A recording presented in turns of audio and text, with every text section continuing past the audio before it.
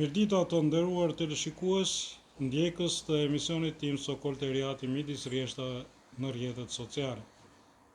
Pra edhe një javë në ndan nga votimi për parlamentin e ri shqiptar.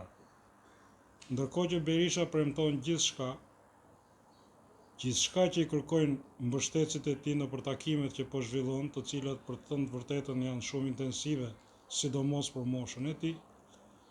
Nga ana tjetër, Edi Rama ka filluar, ose më mirë të themi, nuk ke se çfarë t'i kërkosh këto 4 vjet, sepse premtimet e tij janë më sa abstrakte.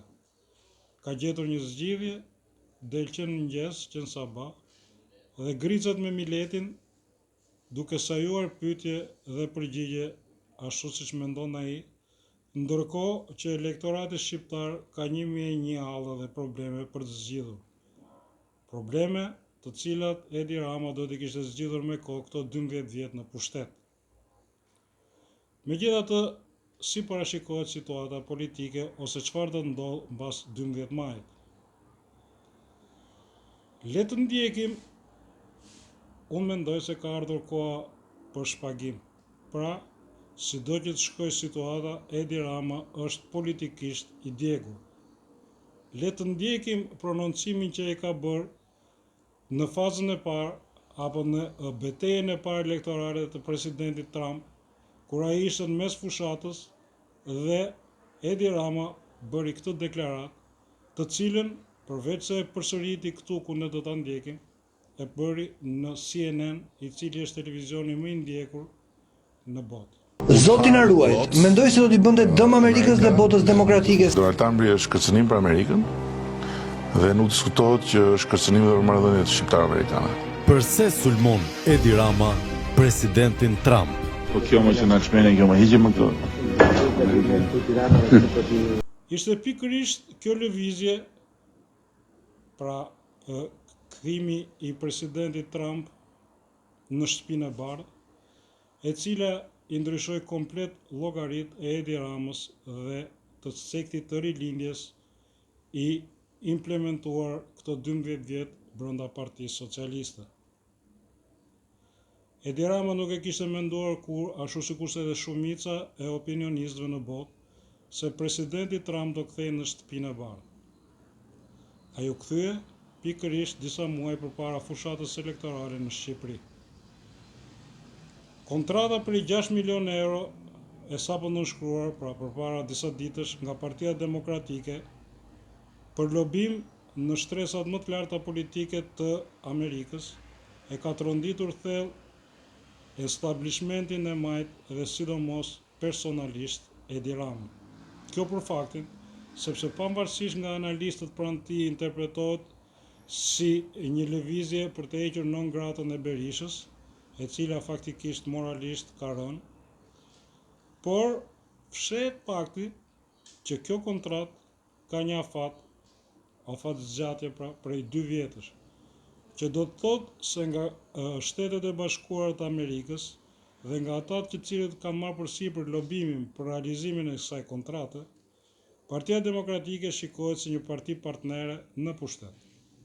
Sepse logjika më e thjeshta do që nuk ka përse bëhet një kontratë 2 vjeçare me një parti e cila do të vazhdojë të jetë në opozitë.